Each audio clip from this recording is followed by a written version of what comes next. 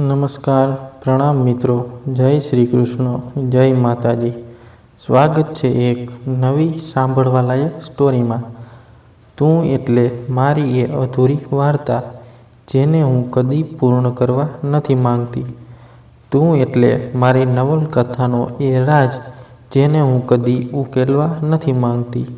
તું એટલે દોસ્તના રૂપમાં એવો સાથ, જેને હું કદી ખોવા નથી માંગતી. તું એટલે હરપળ આવતી એવી યાદ, જેને હું કદી ભૂલવા નથી માંગતી.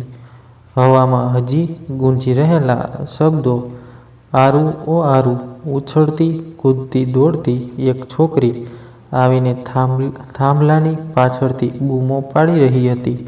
18 વર્ષની ચંચળ અને ખૂબ ઉતાવળી છોકરી બૂમો પાડીને આરુને શોધી રહી હતી અને ગુસ્સામાં પગ પછાડીને સ્વગત જ બબડી ઉઠી, કેવો છે, હંમેશા કીધા વગર જ ચાલ્યો જાય છે. આવા દે આજે એને. અને ફૂંગરાયેલા મોઢે પાછી દાદરો ઉતરી જાય છે. પણ આરું ઓ આરું ના પડઘા આ રૂમમાં હજી પણ ગૂંજી રહ્યા હતા. અનુશ્રી કેટલીય વારથી આ રૂમમાં આમ જ થાંભલો પકડીને ઊભી છે. કોક જમાનામાં આ રૂમ આરવનો હતો, આ થાંભલો, આ ઝરૂખો, બધું જ હતું. બધું જ હજુ મોટા ભાગે એમનું એમ જ છે. પિતાના મૃત્યુ બાદ તો શહેરની આ વહેલી તેણે વેચી દીધી હતી. રાજીવ પણ એ જ મતનો હતો. કોણ હંમેશા આવશે અહીં સમારકામ કરાવવા? ખસ્સા 15 વર્ષ બાદ અમદાવાદ આવેલી અનુશ્રી હવે તો લગભગ 45 વટાવી ચૂકેલી પ્રખ્યાત લેખિકા અનુશ્રી દવે બની ચૂકી હતી. ગુજરાતી સાહિત્ય સમારોહમાં આમંત્રણને સ્વીકારીને ખાસ તો હંમેશા અમદાવાદ આવવાનું ટાળતી અનુશ્રી બેંગ્લોરથી સવારે જ અહીં આવી હતી.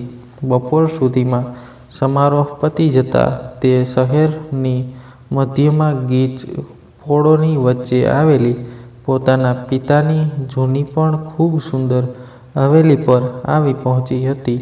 વળી આ હવેલી હેરીજેટમાં આવતી હોવાથી તેમાં ખૂબ ઓછા ફેરફારો કરાયા હતા.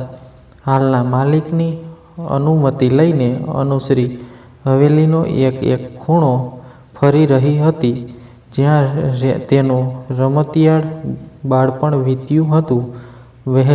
હવેલીનો વિશાળ ચોક, અંદરના ભાગે પડતું રસોડું, દાદર ચડીને ઉપર ચોતરફ આવેલા રૂમ અને દરેક રૂમના ઝરૂખા, લાકડાની કોતરણી વાળા થાંભલા, બધું જ એમનું એમ હતું.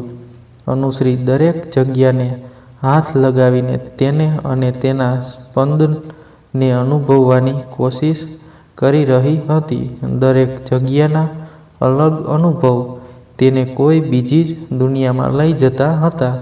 તેના બદલે કોઈ 17-18 વર્ષની છોકરી જાણે આખી હવેલીમાં તેની આગળ આગળ ફરી વળતી હતી. તેના પિતાનો રૂમ, ક્યારેક તેમાં પુસ્તકોનો ભંડાર રહેતો હતો, લાકડાના કબાટ અને એ જ ટેબલ. તેનો હાથ ટેબલના ખૂણે જઈ પહોંચ્યો જ્યાં તેણે અંગ્રેજીમાં એ કોતર્યો હતો. હજી પણ ત્યાં જ હતો. અનુશ્રીએ મર્દવતાથી તેની ઉપર હાથ ફેરવ્યો. દરેક ઝરૂખામાંથી દેખાતો વચ્ચેનો ચોક, જેમાં વચ્ચોવચ્ચ કરેલી રંગોળી, અને એ સાથે જ અનુશ્રીને માતાની અંતિમ વિદાય યાદ આવી ગઈ. કદાચ 15 વર્ષની હતી અનુશ્રી, અને માતાએ એક નાનકડી બીમારીમાં જ વિદાય લીધી. અહીં જ ચોકમાં વચ્ચોવચ્ચ છેલ્લે સુવાડી હતી. પિતાના ખોળામાં માથું મૂકીને ભીની આંખે તે એકીટશે પોતાની માને જોઈ રહી હતી. અનુશ્રીએ મન પર વજન અનુભવ્યું. અચાનક જ હવેલીથી મન આડું થઈ ગયું. આ હવેલીએ એનું બધું લીધું જ છે. પહેલાં માતા, પછી આરવ અને પછી પિતા. તેની આંખોમાં ઝાંખપ આવી ગઈ. આંસુના ટીપાં હતા. હવેલીના માલિકને હાથ જોડીને અનુશ્રી ઝડપથી બહાર નીકળી ગઈ. પાછી વળીને જોયું તો એ જ 18 વર્ષની છોકરી ઉપરના ઝરૂખામાંથી બૂમો પાડી રહી હતી. આરુ, ઓ આરુ! આટલી બધી યાદો જોડાયેલી હતી આ શહેર સાથે. કદાચ એટલે જ હવે અનુશ્રી અહીં આવવું ખૂબ ઓછું ઈચ્છતી હતી. થોડું ચાલીને ચિરપરિચિત ફળોની બહાર ઊભેલી ગાડીમાં ગોઠવાઈ ગઈ. થોડીક જગ્યાઓને બાદ કરતાં લગભગ આખું શહેર તેને નવું લાગી રહ્યું હતું. એ જ બાફ અને હવામાં ખૂંપી જાય તેવી તીખાશ. ઉતાવળિયા શહેરનો વધતો ટ્રાફિક અનુશ્રી એક નજરે જોઈ રહી હતી. રાજીવનો કેટલો આગ્રહ હતો અને તેથી જ તો તે આ વખતે એકલી અમદાવાદ આવી હતી. પણ હવે જ જાણે એક અકથ્ય વેદનાની મન ભરાઈ ગયું હતું. અનુશ્રીને તીવ્ર ઈચ્છા થઈ કે હમણાં જ પાછી બેંગ્લોર જતી રહે. પણ આવતી કાલની સવારની ફ્લાઇટ હતી અને હજી તો ફક્ત બપોર જ નમી છે. આખી સાંજ અને રાત આ શહેરમાં વિતાવવાની છે. તેણે રાજીવને ફોન કર્યો. સામેથી એ જ ખુશમિજાજ અવાજ, શું થયું અનુશ્રી, પાછું આવવું છે? તમને બધી જ ખબર હોય છે. રાજીવ: હા અનુ, તને ઓળખું છું. હવે હું શું કરીશ આખો દિવસ? રાજીવ: અનુશ્રીએ તારું પોતાનું જ શહેર છે, ફરી લે. કાલે તો આવી જ જઈશ. કમને ઓકે કહી અનુશ્રીએ ફોન મૂક્યો. શહેરના છેડે આવેલા 5 સ્ટાર રિસોર્ટ સુધી પહોંચતાં જ અનુશ્રીને પાછા જતા રહેવાની ઈચ્છા ફરીથી બળવત્તર થઈ ઉઠી. રિસેપ્શનથી કીગાર્ડ લઈને તે રૂમમાં પહોંચી. સવારથી પહેરેલી પ્યોર સિલ્કની સાડી બદલીને તેના મનપસંદ કુર્તી અને જીન્સમાં આવી ગઈ. 45 વર્ષની અનુશ્રી યુવાન સંતાનની માતા હોવા છતાં હજી પણ એટલી જ આકર્ષક હતી. રાશિ તેની પુત્રીના આગ્રહથી સમારોહ વગેરેમાં અનુશ્રી સાડી જ પહેરતી અને ખરેખર સૌની નજર હજી આજે પણ તેના પર અટકતી હતી. રૂપાળો ગોળ ચહેરો અને ગાલમાં પડતા ખંજન તેની માતાની સોગાદ હતી અને 5.5 ફૂટથી વધુ હાઈટ પિતા પાસેથી મળી હતી, જે તેના વ્યક્તિત્વને અનેરો ઓપ આપતી હતી. કપાળે લગાવેલા લાલચટક ચાંદલો કાઢીને મોઢું ધોયું. તેની ત્વચા તાજગીથી ઉગતગી ઉઠી. છૂટા વાળનો ચોટલો વાળીને અનુશ્રીએ ઘડિયાળમાં નજર કરી. લંચ માટે વિચાર્યું, પણ 3 વાગી ગયા હતા. આમ તો જમવાનો સમય વીતી જ ગયો હતો, પણ હવે તેને ભૂખનું ભાન થયું હતું. તેણે હોટેલની રેસ્ટોરન્ટમાં જ જમવાનું વિચાર્યું. આમ પણ તે એકલતાની આદીન હતી. રૂમમાં પૂરાઈ રહેવું તેને માટે હંમેશા અસહ્ય થઈ પડતું હતું.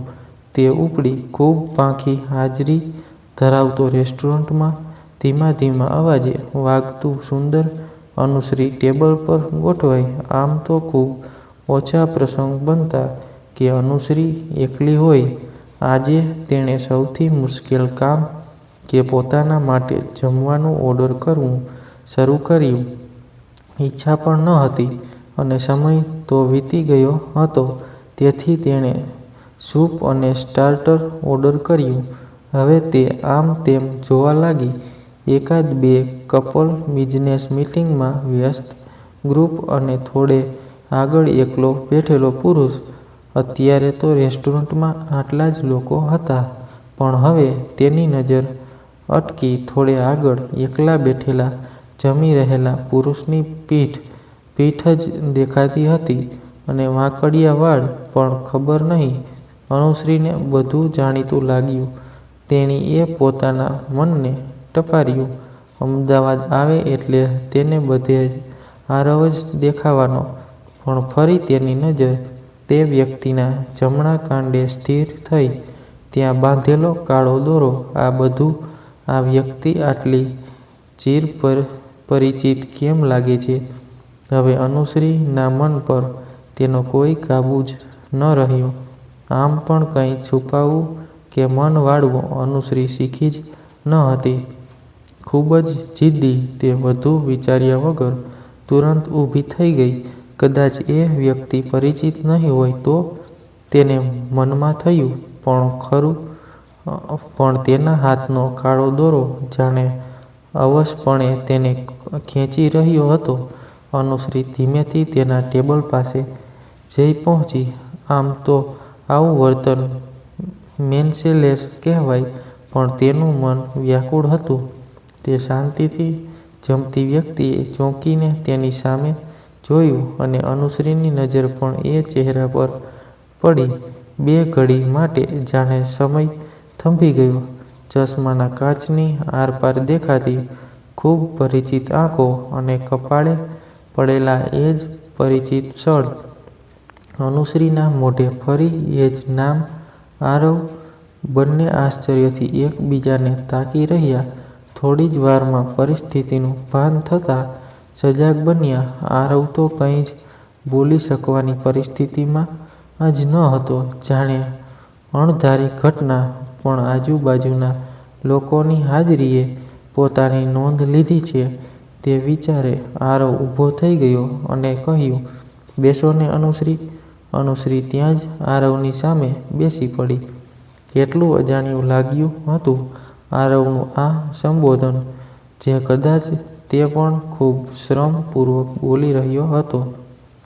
વેઇટર અનુશ્રીને પૂછવા આવ્યો, "મેડમ, તમારી પ્લેટ અહીં જ સેટ કરી દઉં?" અનુશ્રીએ આરવ સામેથી નજર હટાવ્યા વગર જ હકારમાં જવાબ આપ્યો. એક અનુશ્રી હતી જે આરવ પરથી નજર ના હટાવી શકતી હતી અને એક આરવ જે અનુશ્રીની સામે જોવાનું કદાચ ટાળતો જ હતો. તે ખૂબ મહેનતથી સ્વસ્થ રહેવાની કોશિશ કરી રહ્યો હતો. સૂપ પીતા પીતા પણ અનુશ્રી આરવને જ જોઈ રહી હતી. 50ની આસપાસ પહોંચી ચૂક્યો હતો. સહેજ ભરાયેલું શરીર અને વાળની થોડી ઘણી સફેદી ઉંમરની ચાડી ખાતા હતા તો ચશ્મા તેની ભાવવાત અહીં આંખોને છુપાવતા હતા. આરવના બ્રાન્ડેડ કપડાં અને પ્રભાવશાળી વ્યક્તિત્વ એક સાધન સંપન્ન વ્યક્તિ તરીકેની છાપ ઉપસાવતા હતા. આમ અચાનક અહીં કેવી રીતે? અનુશ્રીએ પૂછ્યું. તે જાણતી હતી કે આરવ ખૂબ ઓછા બોલો વ્યક્તિ હતો. તેને બોલાવવો જ પડશે, નહીં તો આરવને કદી સૂઝતું જ નહીં કે શું વાત કરવી. આરવ બોલી ઉઠ્યો, "બિઝનેસ માટે અમદાવાદ આવ્યો હતો, પણ કામ વહેલું પતી ગયું અને આવતીકાલે સવારની દિલ્હીની ફ્લાઇટ છે તો અહીં જ રોકાઈ ગયો." "અને તમે અનુશ્રી?" આરવનો અવાજ ખચકાયો. કદાચ અનુશ્રીને તમે કહેતા તેને ખચકાટ થતો હતો, પણ તે મહા મુશ્કેલીથી બોલી લેતો હતો તેવું આરવના ચહેરા પર સ્પષ્ટ દેખાતું હતું. અનુશ્રીએ કહ્યું, "હું અહીં ગુજરાતી સાહિત્યના સંમેલનમાં આવી હતી. બધું પહેલું પતી ગયું અને મારી પણ આવતીકાલની વહેલી સવારની બેંગ્લોરની ફ્લાઇટ છે." હવે આરવે જોયું કે અનુશ્રીનું જમવાનું લગભગ પતવા આવ્યું હતું. તેણે અનુશ્રીને પૂછ્યું, "જમ્યા પછી આઈસ્ક્રીમ લેશો?" અનુશ્રી આશ્ચર્યથી તાકી રહી. તેના ચહેરા પર એક નાનકડું સ્મિત આવ્યું. મનમાં વિચારી રહી, "હજી આરવને યાદ છે કે મને આઈસ્ક્રીમ ખૂબ જ ભાવે છે." હવે એ હલકા સ્મિતને હકાર માનીને આરવે વેઇટરને બોલાવ્યો અને 2 મેંગો આઈસ્ક્રીમ લાવવા કીધું. મેંગો આઈસ્ક્રીમ સાંભળતા જ અનુશ્રી ભૂતકાળમાં જઈ પછડાઈ. મેંગો આઈસ્ક્રીમ તેનો ફેવરેટ અને તેના માટે આરવને હંમેશા પરેશાન કરતી અને દોડાવતી રહેતી કે ક્યારેક તો ધમપછાડા પણ કરી મૂકતી અને તેની જીદને સંતોષીએ જ આરવનો છુટકારો થતો હતો. બંનેના ચહેરા પર એક સરખું સ્મિત હતું. કદાચ બંને એક જ ઘટનાને એક સાથે વાગોળી રહ્યા હતા. બંને વચ્ચેના 20-25 વર્ષના વહાણા ધીમે ધીમે ઓછા થતા જતા હતા. આરવે હવે અનુશ્રીને ધ્યાનથી જોઈ. સુખી સંપન્ન પરિવારની સ્ત્રી, પણ એ જ રમતિયાળ આંખો, વિશાળ કપાળ અને ગાલના ખંજન, લાંબા ભરાવદાર વાળવાળો ચોટલો. સમયે ખૂબ ઓછો અવસર થોડી હતી. અનુશ્રી ઉપર આઈસ્ક્રીમ આવતા જ ફરી બેયની નજર એક થઈ. અનુશ્રીએ ચમચીથી આઈસ્ક્રીમ મોઢામાં મૂક્યો અને જાણે વર્ષો પહેલાંનો ભૂલાઈ ગયેલો સ્વાદ એ માણી રહી. આ જ આઈસ્ક્રીમ વચ્ચેનો વર્ષોમાં લગભગ અલગ લાગતો હતો અને આજે ફરી એ જ સ્વાદ પાછો આવ્યો હતો.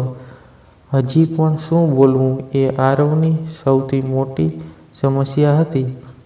અનુશ્રીએ એ જ વાતની શરૂઆત કરી.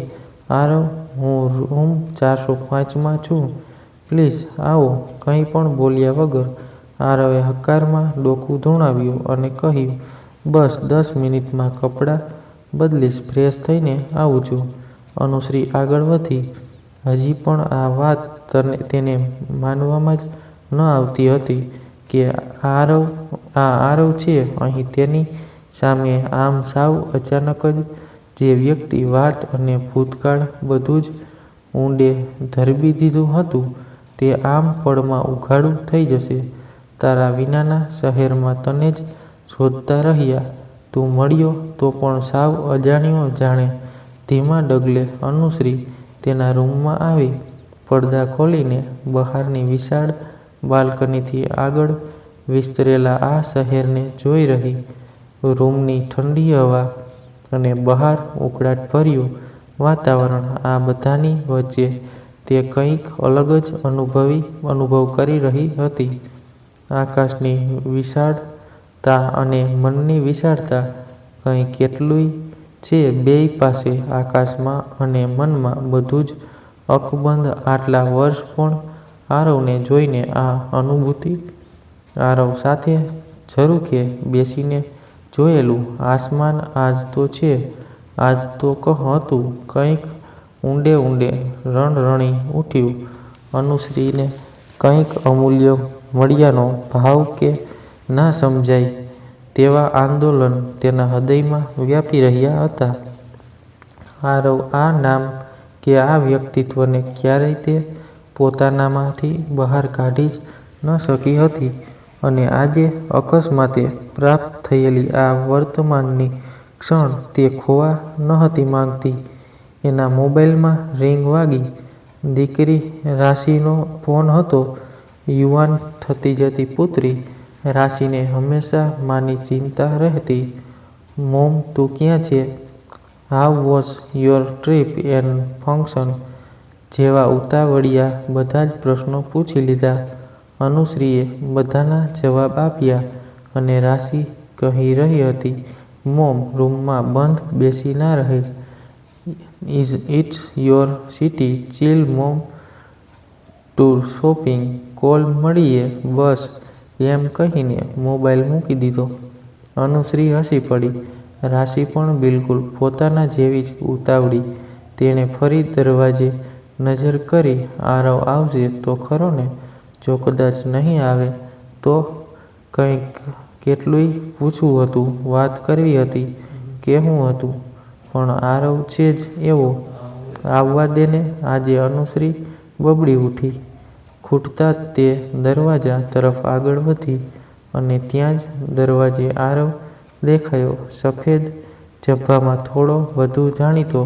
અનુશ્રીએ તેને ઉત્સાહથી આવકાર્યો. રૂમમાં આવ્યા બાદ બેસવું તેની મથામણ. આરવ ઊભો જ રહી ગયો. ખૂબ સાહજિકતાથી અનુશ્રીએ ખુરશી પર ફેલાવેલી પોતાની સાડી ઉઠાવીને સમેટીને કબાટમાં મૂકી, જાણે સાથે સાથે આરવ સિવાયનું બધું જ વિશ્વ સમેટી લીધું હોય.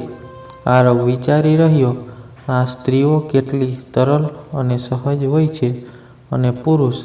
આરવની વિચાર તંદ્રાને તોડતા અનુશ્રી આરવની સામે જ પલંગ પર પલાઠી વાળીને ગોઠવાઈ ગઈ. આરવને જોઈને આજે રહીને અનુશ્રીના મનમાં 18 વર્ષની મુગ્ધા જેવા ભાવો આવતા હતા. એ દિવસે વર્ષો પહેલાં તેના રૂમમાંથી હંમેશા માટે આરવનું જવું અને આજે આવવું, એ બે વચ્ચે કેટલાય ઘટનાઓ બની ગઈ, કેટલાય વર્ષો, કેટલાય સંજોગો આવીને ગોઠવાઈ ગયા હતા. પરંતુ શું ખરેખર ક્યારે આરવ મનમાંથી બહાર ગયો હતો? અનુશ્રીની આંખોમાં એક સવાલ આવી ગયો. બેય સામે સામે બેસીને બંને વચ્ચે પથરાયેલા મૌનને માણી રહ્યા હતા. આરવને મનમાં સવાલો ઉઠતા હતા. આ અનુ સાથે વાતો કરતા તો દિવસો ખૂટતા હતા, અને આજે શબ્દો જ નથી. વચ્ચેના સમયની કેટલીય ઘટનાઓ આ મનમાં ઘર કરી ગઈ છે. કદાચ બધુંય ચોસલાની જેમ ઘટ્ટ જામી ગયું છે.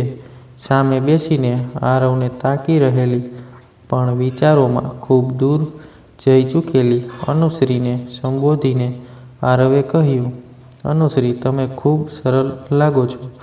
મેં મોટા ભાગે તમારી બધી જ નોવેલ વાંચી છે. હા, પણ તમારી અમુક વાતોને સમજવાની મથામણ હજી પણ રહે છે.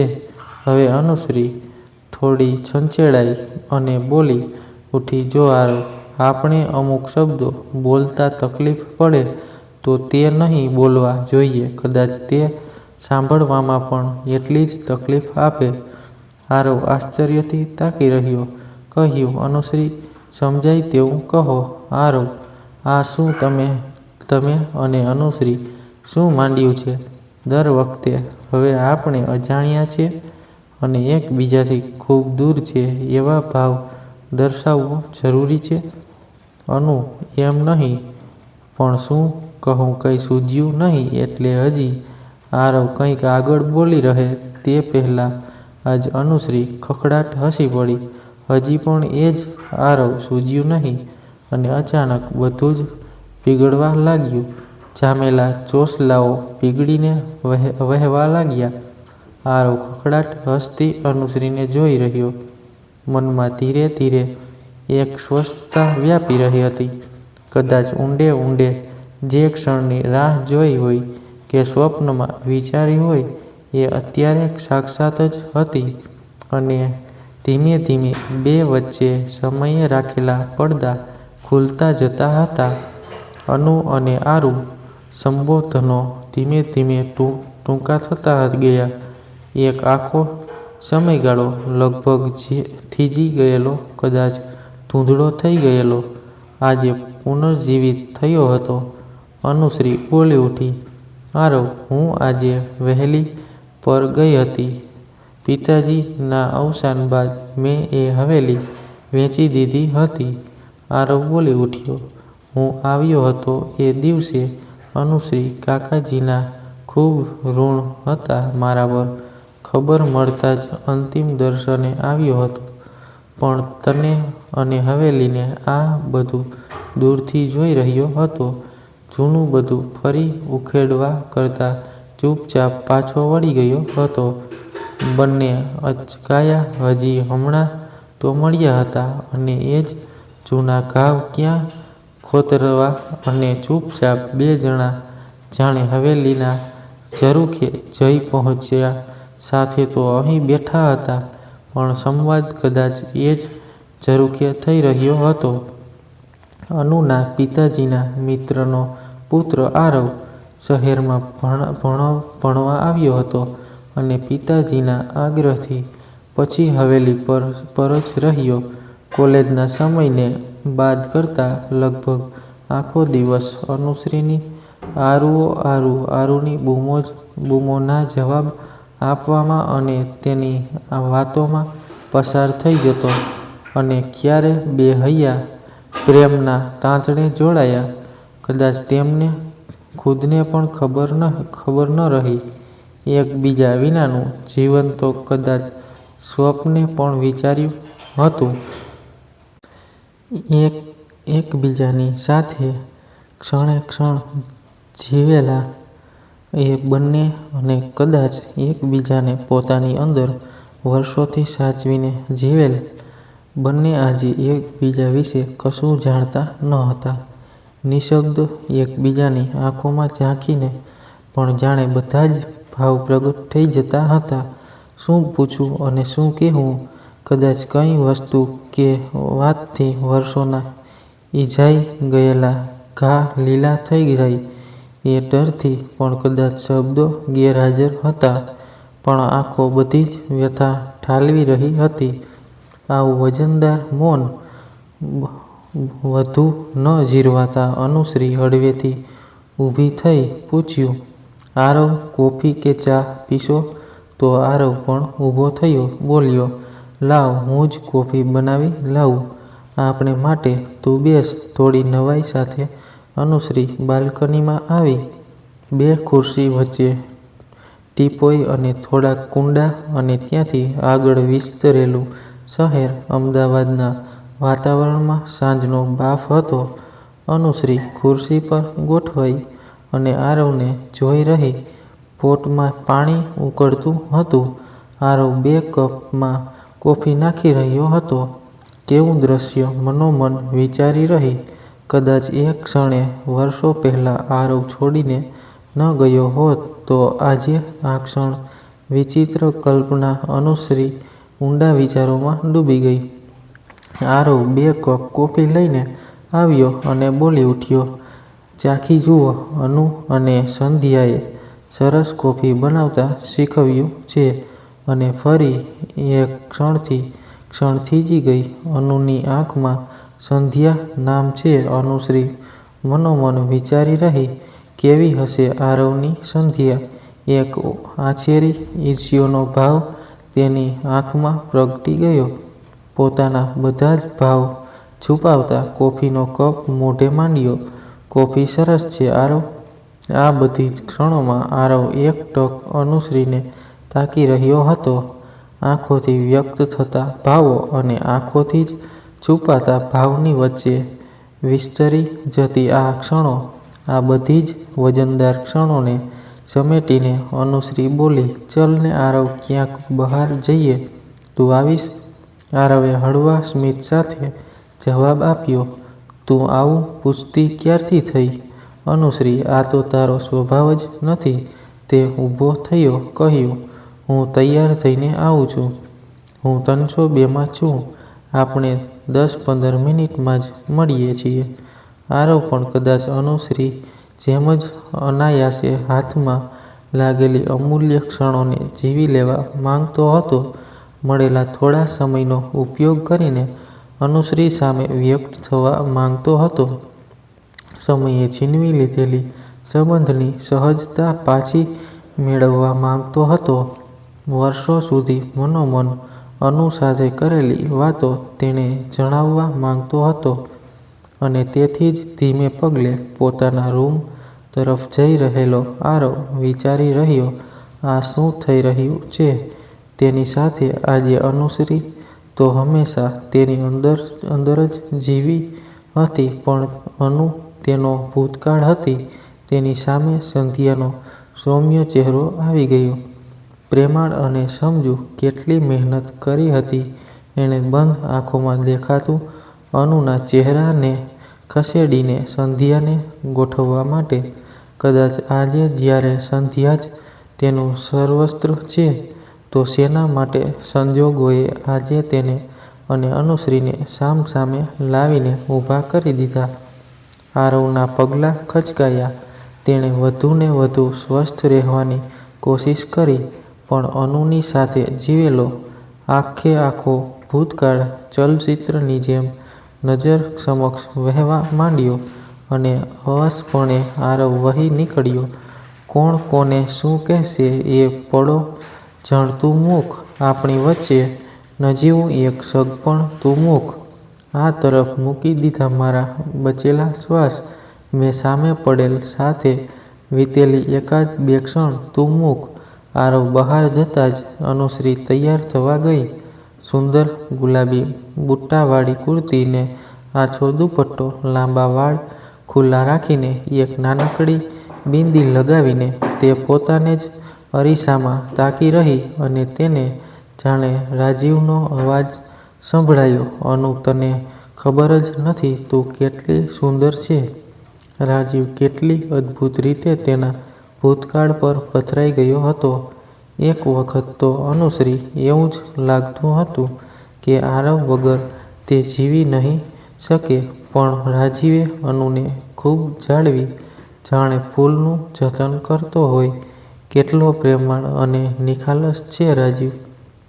અનુશ્રીના મનમાં એક ખટકો ઊભો થયો.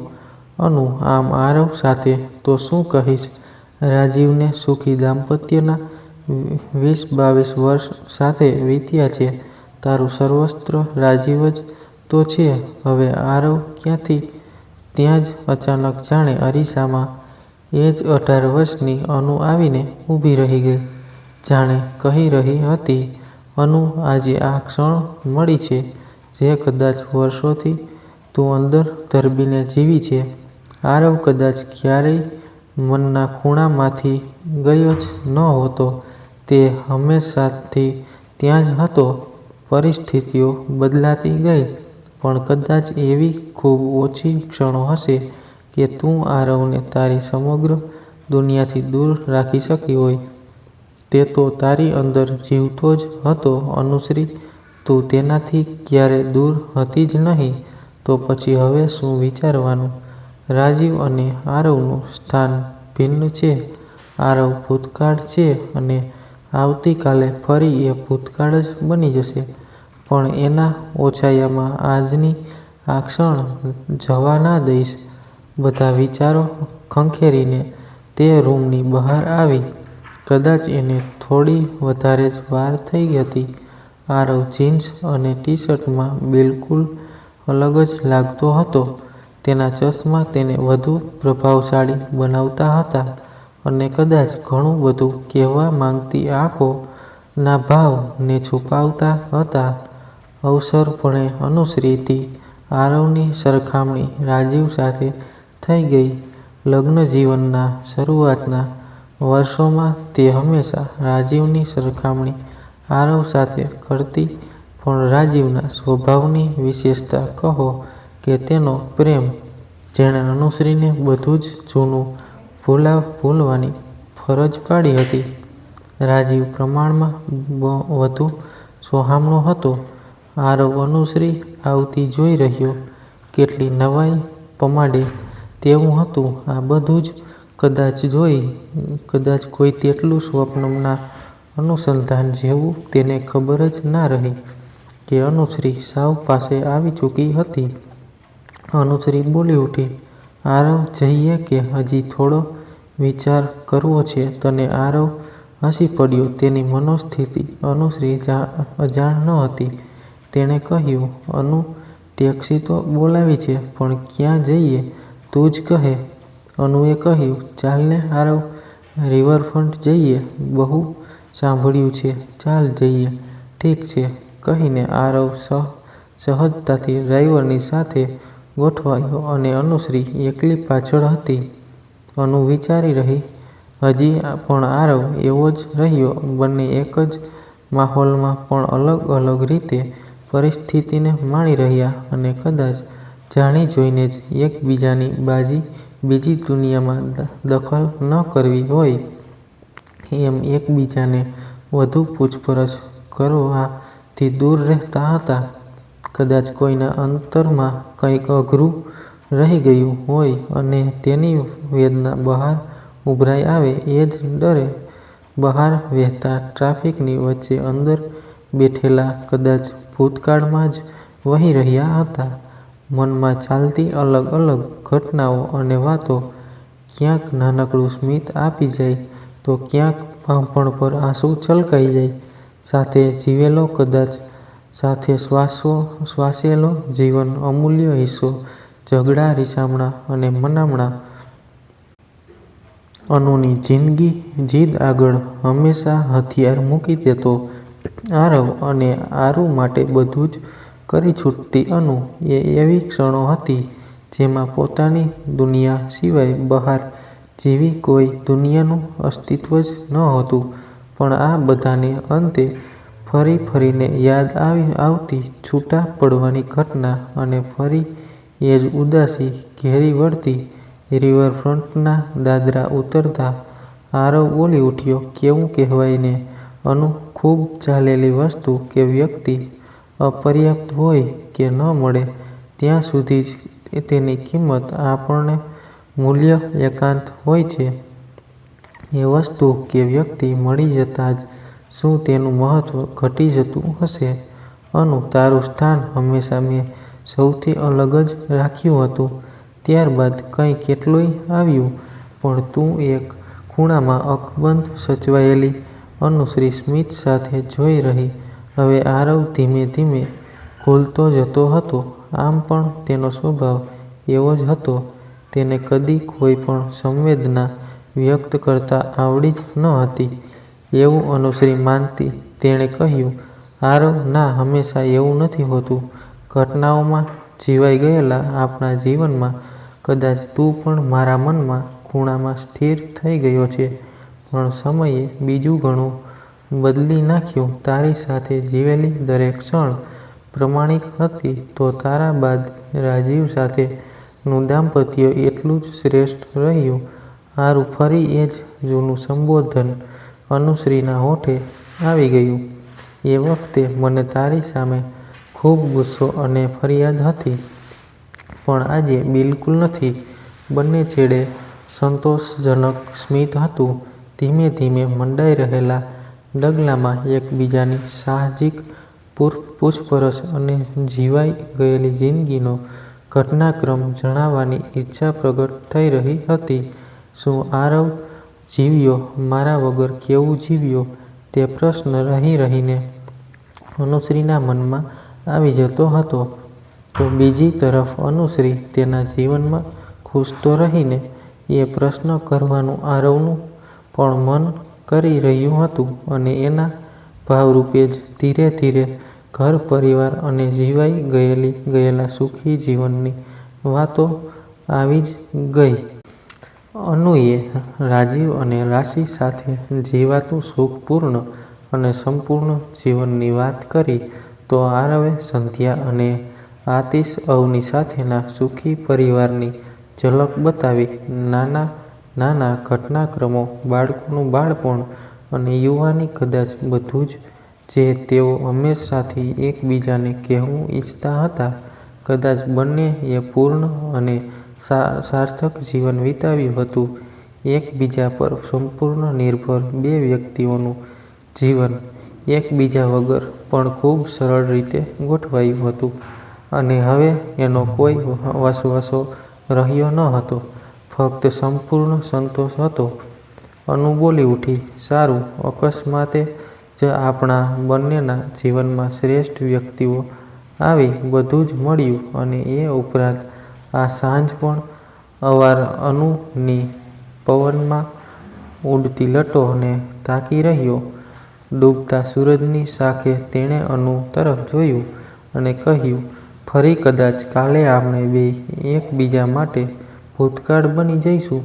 ફરીથી સંબંધો અને ઘટનાઓના ડગલા મન પર થતા જશે અને અનુશ્રી તેની વાત કાપતા જ બોલી ઉઠી, ફરી અનુ એ જ ઢગલામાં દબાઈ જશે, ઊંડે ઊંડે. કદાચ એ જ આપણી નિયતિ છે. આરુ, વાતો ખૂટતી જ ન હતી. આરુ ઘેરાતા અનિચ્છાએ પણ પાછા ફરવું પડ્યું. આરવના પ્રસ્તાવનો સ્વીકાર કરીને આરવ અને અનુશ્રી સાથે જ ડિનર માટે ગોઠવાયા.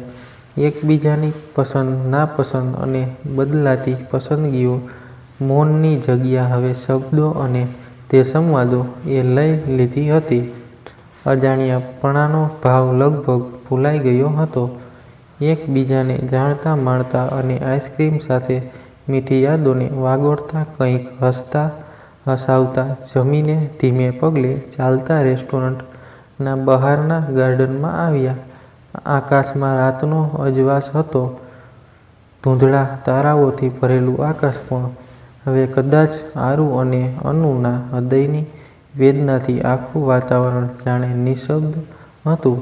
બધું નવાઈ ભર્યા વીતેલો આજનો દિવસ, અને આ દિવસ કદાચ હંમેશા માટે માનસપટ પર અંકાઈ જવાનો હતો.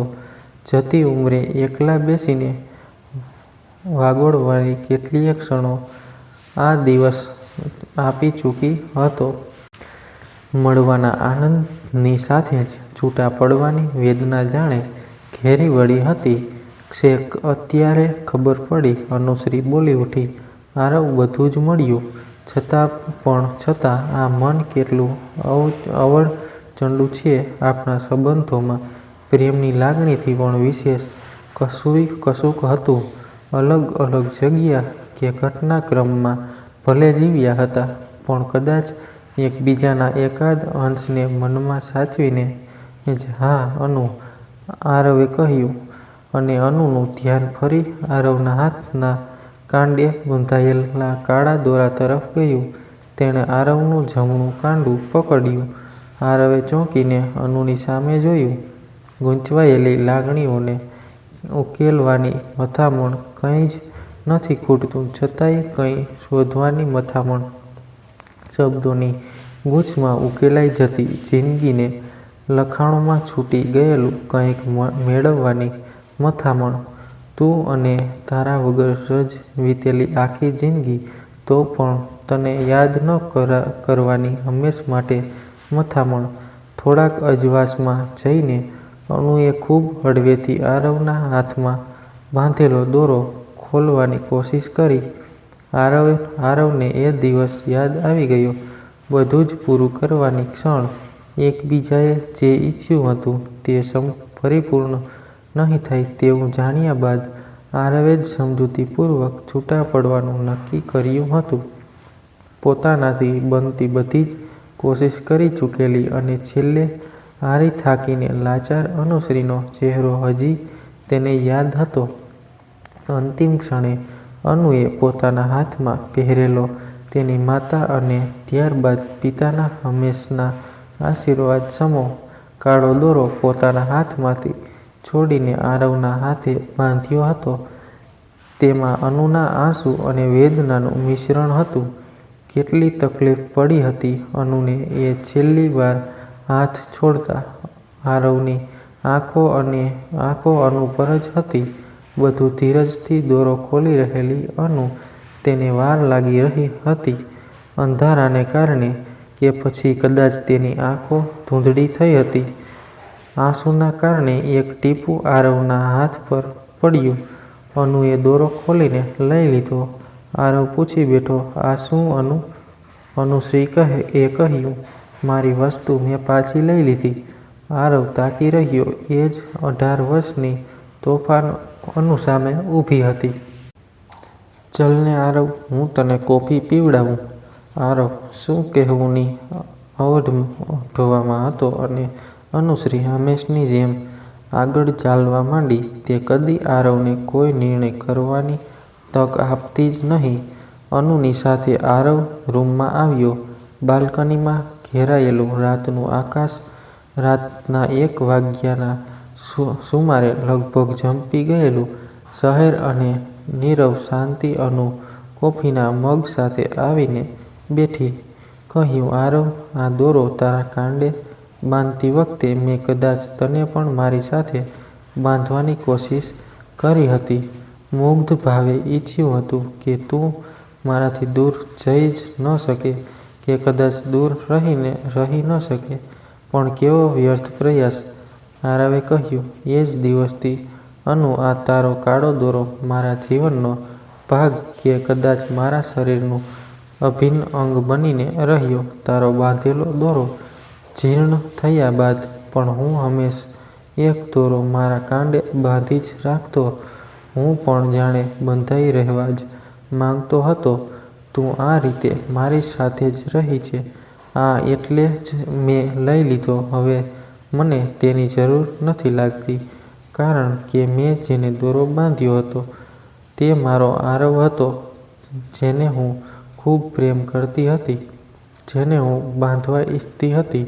પણ સમય સાથે બધું જ બદલાઈ ગયું. આજે તું સંધ્યાનો પતિ આરવ છે, અને જેને મેં પ્રેમ કર્યો હતો એ આરવ તો હંમેશા મારી સાથે જ રહ્યો હતો, મારા મનના ખૂણામાં. એટલે જ આરુ, મેં તને આજે બંધનમુક્ત કર્યો.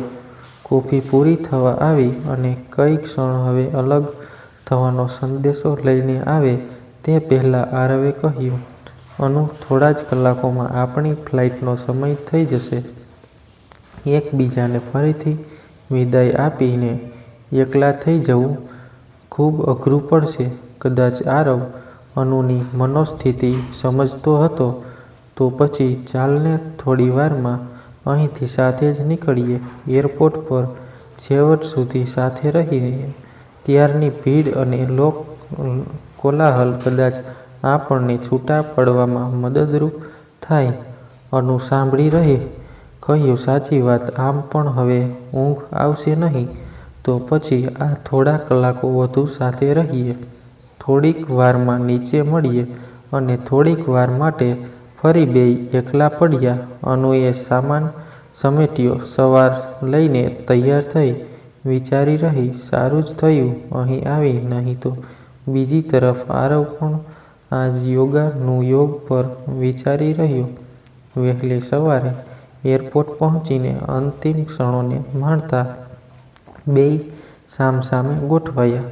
આરવે કહ્યું, અનુ, થોડા કલાકોમાં આપણે આપણી એ જ ઓળખમાં પાછા ફરીશું. આરુ અને અનુ નહીં, પણ સંધ્યાનો પતિ અને રાજીવની પત્ની. પણ એક વાતનો હંમેશા આનંદ રહેશે કે હું તને મળી શક્યો. હું હંમેશા તારા વિશે વિચારતો કે તારું જીવન સુખી તો હશે ને, તું ખુશ તો હઈશ ને. પણ હવે મારા જીવનમાંથી આ વસવસો જતો રહ્યો, અને એટલે જ હું આ દિવસનો અને આ પળનો આભારી છું. અનુએ સ્મિત સાથે આરવનો હાથ પકડ્યો. થોડીક મિનિટોમાં જાણે બેયના શરીરમાં અનેરી ઊર્જાનો સંચાર થયો, અને ચહેરા પર આનંદ અને હળવા સ્મિત સાથે બેય પોતપોતાના સરનામે જવા આગળ વધ્યા.